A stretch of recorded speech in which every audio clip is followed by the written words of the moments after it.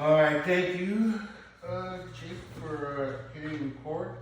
Hello, everybody. My name is Swami. I'm a student at California Baptist University in my master's program. And today I invited you guys here for a group session for work anxiety.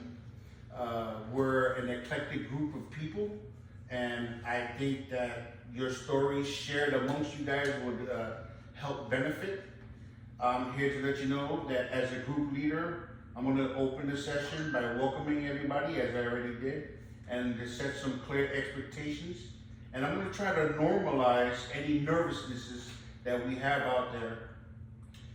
I'm going to encourage each of you to be open and share your experience of what's going on. And I want to acknowledge that the nature of this exercise and encourage gentle humor and small talk in the opening minutes. So after I'm done, I'm going to open it up for you guys to introduce yourselves. And hopefully I would help lower the group's anxiety and create a safe place for all you guys to share. But some of the things that I like for you to know as ground rules is, even though I see you guys individually, there's things of confidentiality. If you guys express that you want to hurt yourself or hurt a child or hurt an elderly who is 65 years or older, or create any type of violence towards anybody, as a mandated reporter, I'm required to document what you said and report it to the proper authorities. Also, I want you guys to know that everything that we discussed here is confidential, so please keep it amongst yourself. Like in what happens in Vegas stays in Vegas, what happens in therapy stays in therapy, and I want you to respect the group, and just remember that, like, after we finish, don't share with anybody outside the group.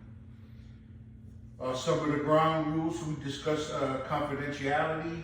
I also like to have you guys have mutual respect for one another, taking turns when you're speaking, and the right to pass to somebody if they don't want to speak. I'm going to encourage that all of you guys do speak, and I would reinforce that all stories shared are to be taken seriously. Okay? Does anybody have any questions for me at this time? So each of you guys have a piece of paper, so what happens is a pen and a paper was given at the beginning of the session, and if there's anything that you hear today that you like, that you want to jot down and document, or highlight for any future classes or future therapy sessions that we may have, please do so and jot that down on a piece of paper. So once again, I'm going to start off. Hello everyone, thank you for being here. Today we are focusing not just on what's being said, but I'm also going to be looking at your body languages to see how you guys deal with stress through your body language and some of your mannerisms. I'm going to be gently reflecting on what I noticed, and I will go through with each of you, and I'm going to invite you to think about how your body might reveal feelings that you haven't fully put into words. So, without any further ado, Samantha, would you like to start off and introduce yourself? Hi, my name is Samantha. I just started my job 3 months ago. I just graduated as well with my bachelor's, and yeah. Nice to meet you, Samantha. Jake? So I'm Jake. I'm a project manager. I have like a shit ton of deadlines all the time, and I mean, I'm really proud of my work, but I feel like a lot of people just fucking suck at it. But yeah, that's why they made me come here. So Jake, I noticed that you like to use profanity. I personally don't have a issue with profanity, but I like to ask the other guests that are here amongst us, the participant, if there's anybody who has any objections to Jake using profanity. I want you guys to be your authentic selves.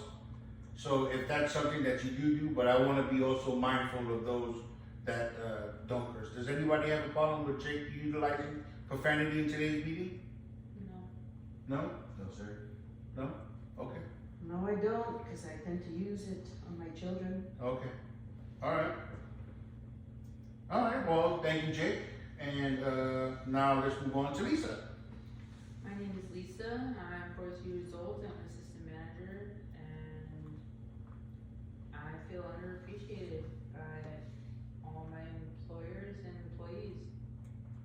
So if I heard you correctly, you said that you feel unappreciated, Lisa, by all your employees and employers? Okay. All right, let's transition over to David.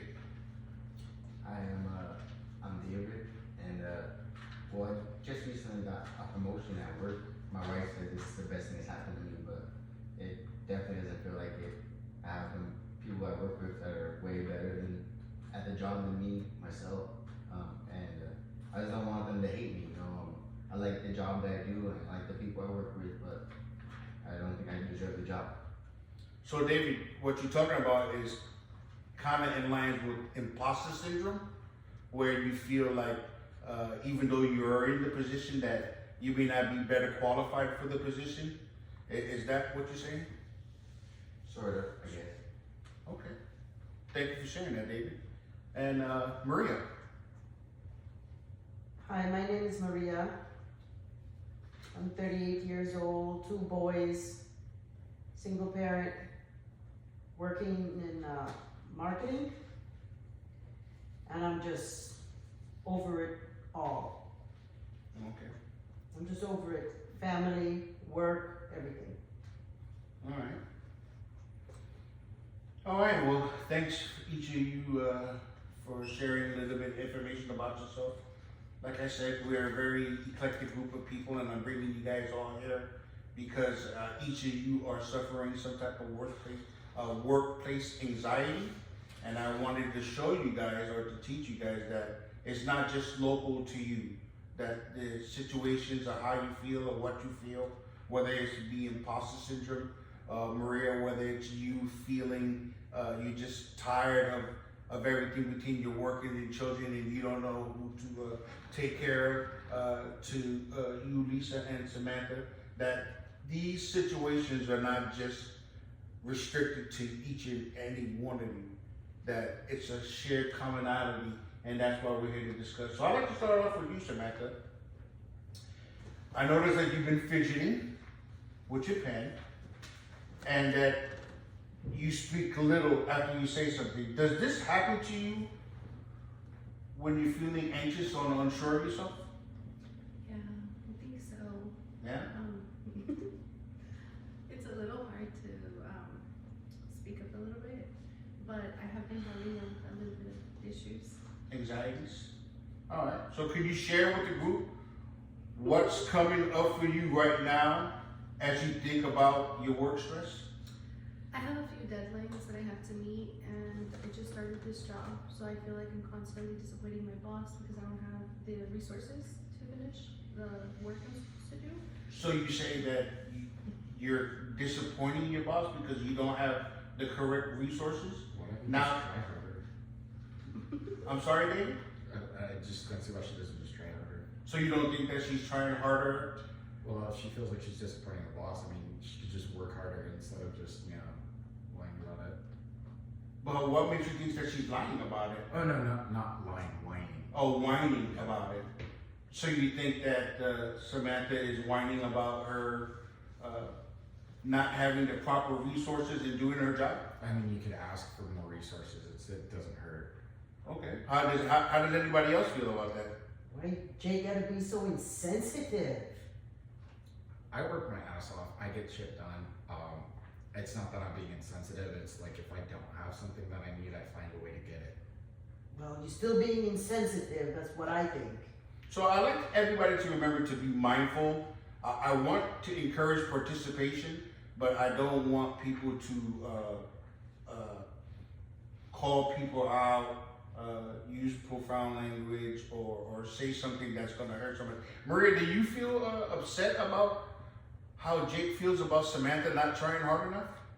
He didn't even let her finish the conversation. Okay. And the same thing with my boss. And I work hard too. Okay. So it feels like he was coming after me. All right, so Jake, I'd like to transition over to you now. I noticed that you've been checking your time, crossing your arms. Is that part of your feeling restless or maybe under pressure, even here in the therapy group? Well, yeah, I have to get this done. I have a lot of other projects that need to get done. The faster we get this done, the sooner I can get out of here, get back to work, and get, all my stuff that needs to be done. Also, I have a bunch of stuff to do at home. I have 2 kids and a wife that Bless you. I don't spend a lot of time with. Bless you, Samantha. Seem tight. Thank you. See, I'm not a total asshole. But yeah, no, I mean, most of the time, I guess like somebody complained about something or me being a dick about it. But like honestly, a lot of my coworkers just don't do their jobs right, or they don't do it fast enough because shit needs to get done at a certain time, and if you don't do it, it's on me at that point. So you feel, if I hear you correctly, that your co-workers are not picking up the slack? yeah, they're not pulling their weight, and that's why I'm here, is because I kind of like told somebody exactly what they should be doing, and they're not doing it, and I called them out on their bullshit. So you call them out for not doing their work because obviously it's making you work harder and that brings stress to your life? Yeah, if they don't do their job, I have to pick up the slack because I need things done because it's my ass on the line, not theirs. So Lisa, I noticed that you've been smiling over there while describing what Jake has been describing.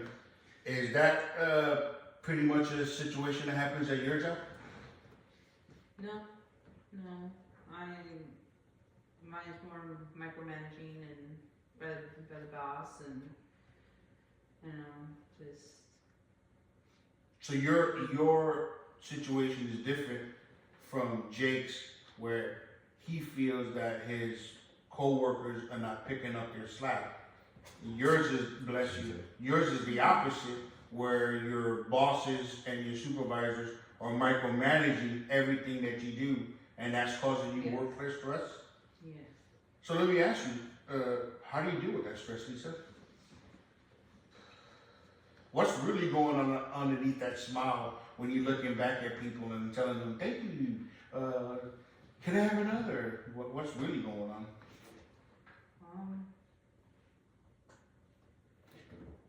Honestly, I reach out and I talk to, I don't know, I talk to my friends, I talk to people that I can relate to.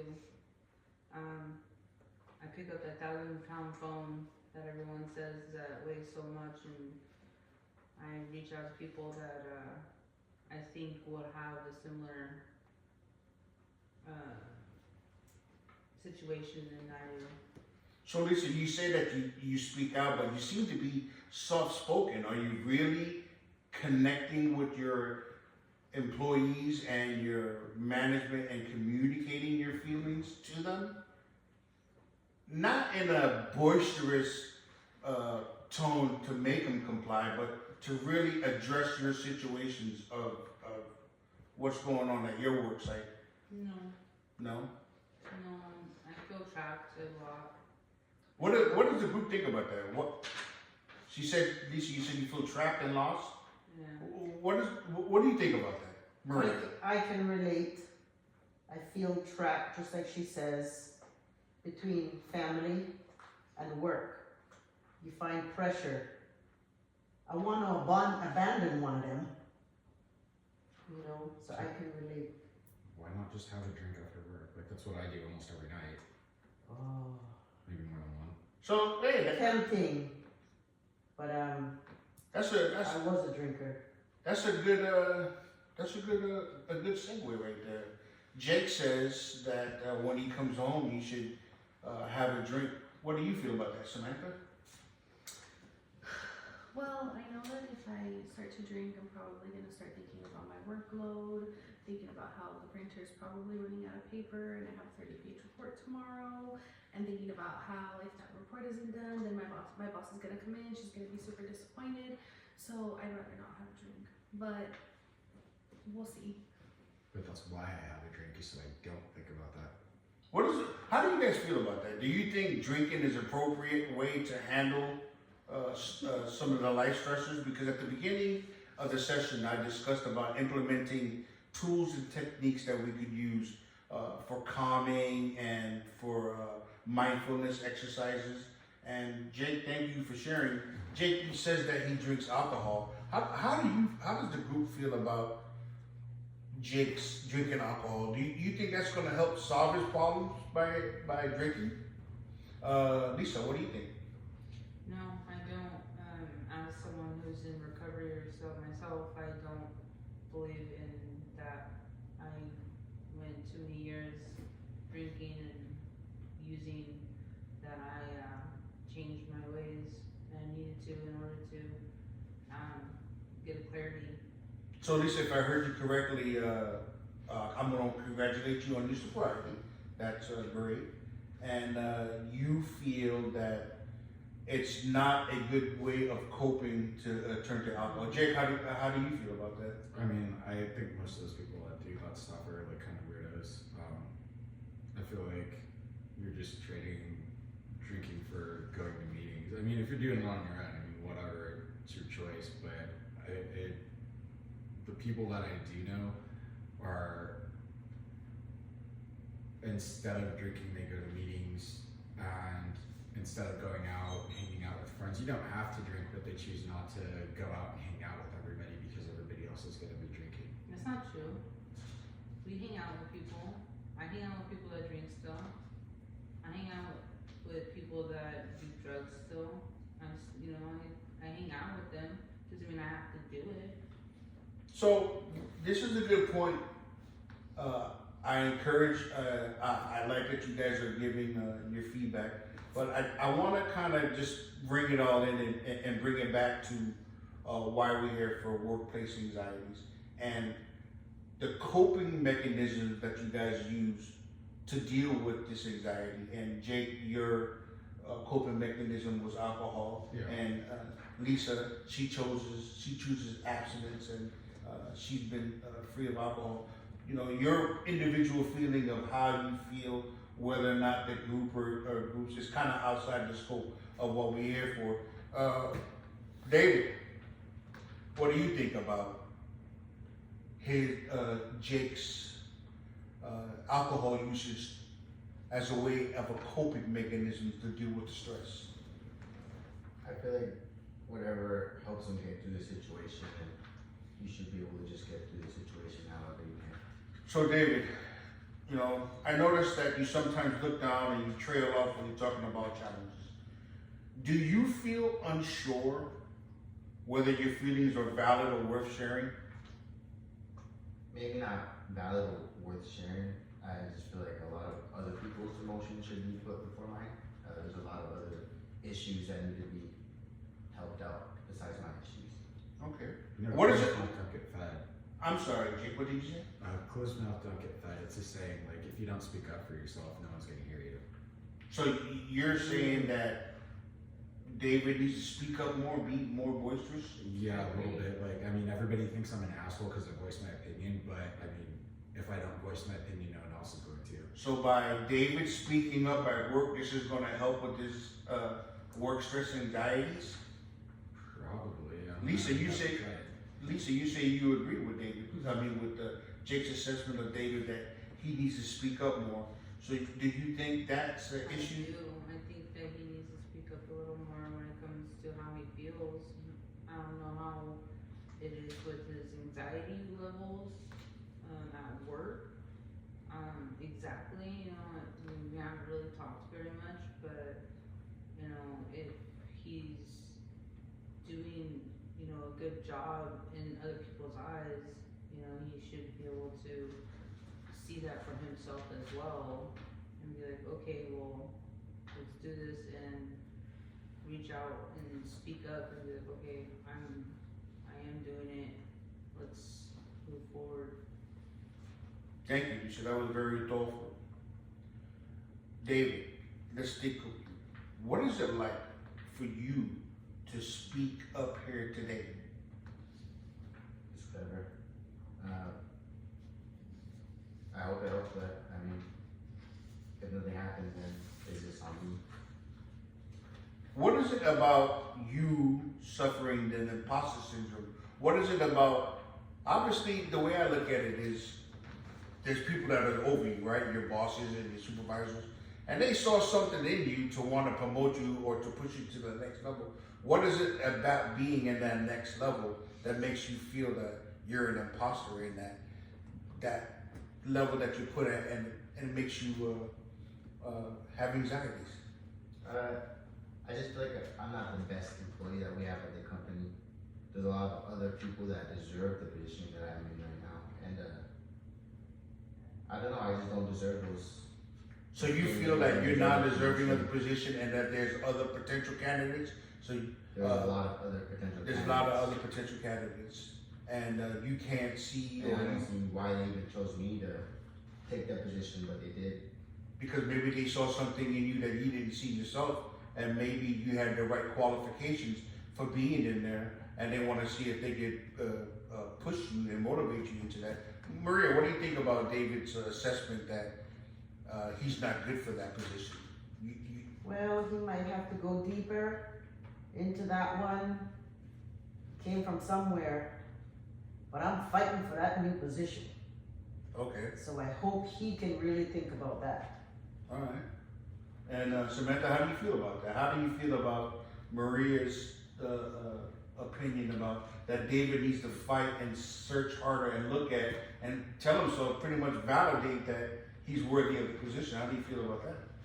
Well, I agree with Maria. I think that if David got the position, then it's because he earned it. He earned I it. just started my new job, so I had to fight for my job, and well, now I have it. So even though I have been learning the systems and feeling the way I feel about maybe not making all my deadlines, or just becoming my boss, or saying it's a bunch of paper, or other things that might be bothering me in the office, I fought for my job. So I think that David should fight for his job, or if he fought for the job, he's qualified for it. So one of the central themes that I'm hearing between Maria, David, and Samantha is that they had to work hard and to fight. You guys are utilizing the word fight for your job.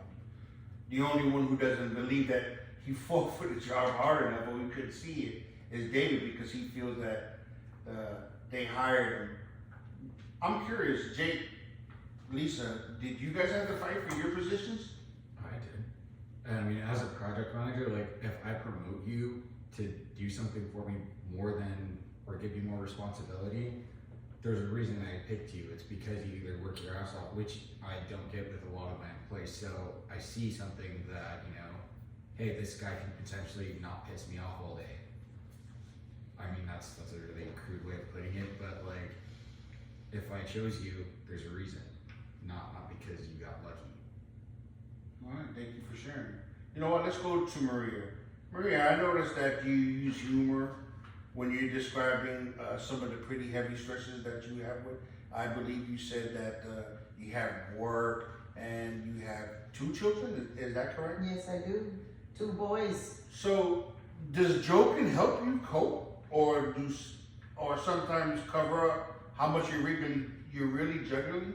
It really cover up because I'm ready to bust. I'm ready to fight. I'm ready to be aggressive. So let me ask So I you. use joke. So you use jokes to cover up, Yes, I do.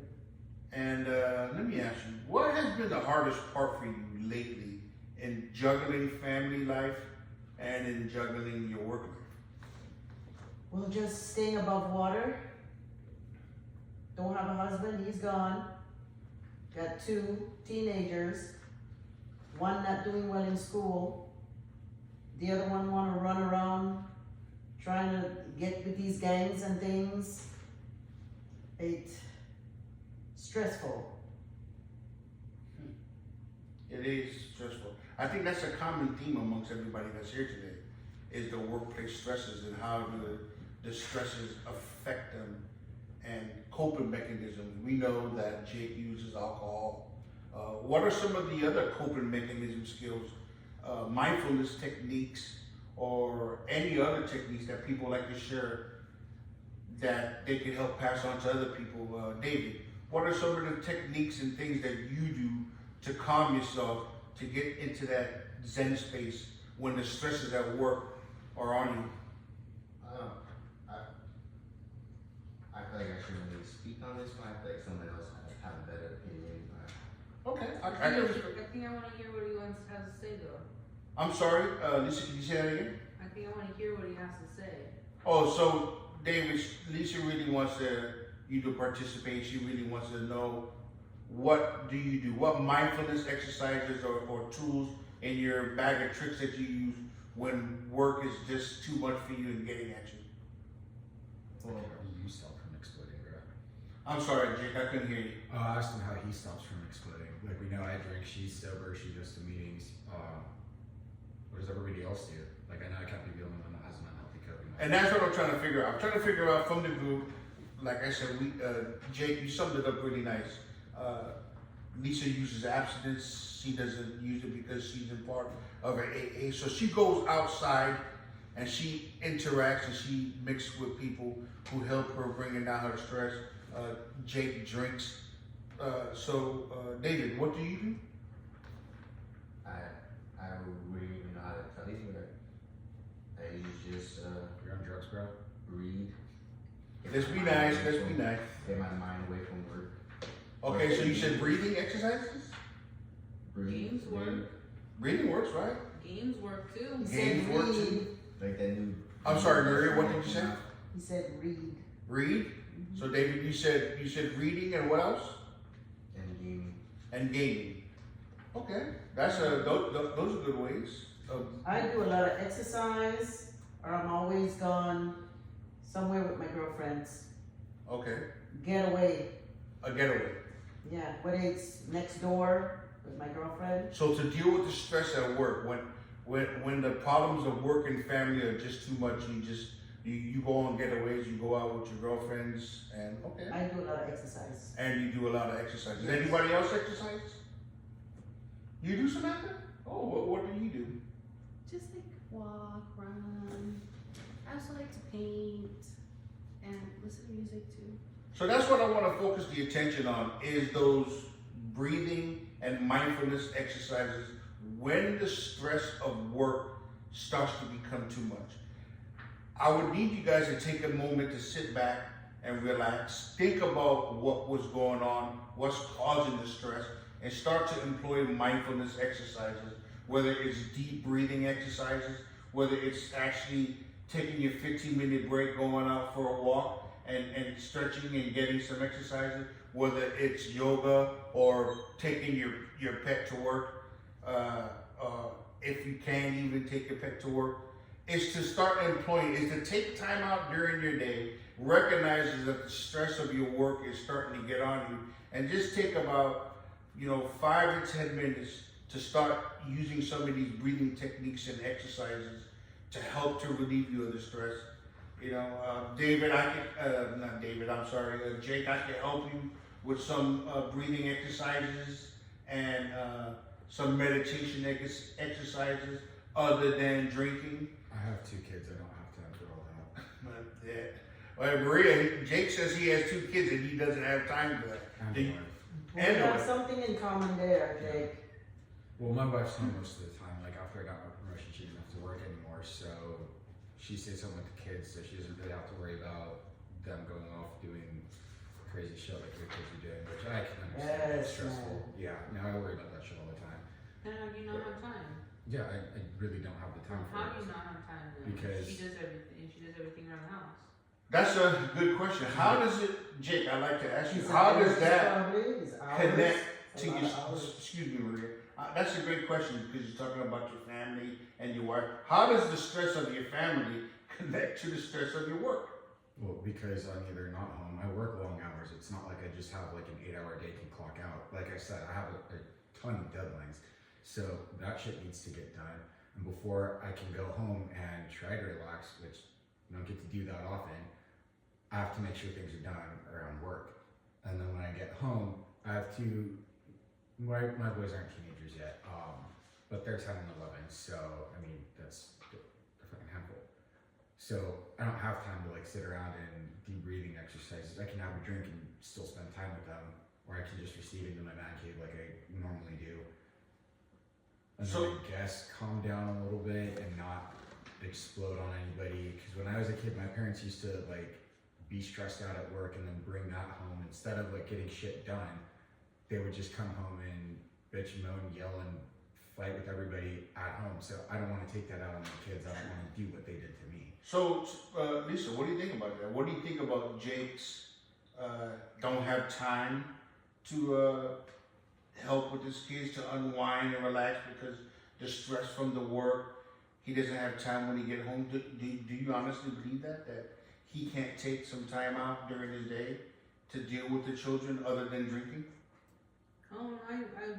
I think he can take time out for sure. I mean, I go to school. I have 3 kids of my own. You know, I have a full-time job. I can take care of my kids. So despite everything that Jake is saying, you still find time. You have a full-time job. You have 3 kids of your own, and you do find time to deal with the situation instead of let it compounding and turning. And I don't drink through it. What do you think, David? I don't even have kids. I'm kind of a loser, so sure, I don't wanna. Don't put yourself So down that like that. mindset is why you feel like you don't deserve shit. I just feel like I'm just not a good employee. Well, work harder on yourself and maybe you'll feel better about yourself. Position got you there. You must have done something good. Clearly you did something right. Clearly, yes. And this is a great point for me to Clearly. segue into the group exercises. Today we brought in an eclectic group of people from different backgrounds and from different spiritual backgrounds, cultural backgrounds. And what I hear you guys talking about is encouraging. You guys are trying to lift David up. Imagine if the world was like that, if everybody was to come in together to lift up a person that we don't know, to show him that he is the right person for the job. I want you guys to reflect that when we started, we all had workplace stressors and things that hampered our abilities to think straight. And we had different ways of dealing with that. Some of us chose to use alcohol, some of us chose to exercise, some of us chose abstinence and to use the power of group therapy by going to AA, NA, CODA meetings. Others relied on family to help them. The central theme is that I'm trying to bring out is not doing it by yourself, is to encourage you to get with other people, like in group, like we did today, to discuss about the stresses that challenge us every day, and to remind ourselves that we are not the only ones that are in that situation. And by using mindfulness exercises, breathing exercises, regular exercise, yoga, tai chi, or anything, that these things can help de-stress, bless you, Samantha, these things can help you de-stress and reach to a place of calmness. And that's what the whole focus of today's exercise is for us to know when to implement those tools, to know that stress affects each and every one of us in a different way. So I thank all of you guys for being here today. I look very much forward to our next exercise. And before I let you guys go, I mean, is there anything that anybody would like to share with the group before we leave? I'm tapped out. I'm going to the bar later if anyone wants to join me. I might just join you, Jake. Jake and Maria We'll tag said them on. they're going to the bar at the end of this. I appreciate you guys saying that. Wait, you guys are all 21, right? Before I even asked them later. Yeah, everybody here, yes, Jake, everybody here is over 21. But that's just what I wanted you guys to know. I wanted you guys to realize, let's tap on the things that we need to do to help de-stress and overcome the effects of the workplace stresses that are bothering us, and to deal with the anxiety. Remember, trying to do it on your own or trying not to do anything at all is what's going to make your stress work. So I thank everybody for being here. And that concludes this session, and I look forward to seeing you guys next week. We'll see you next week then. All right. Thank you. Real question. Avoid eye contact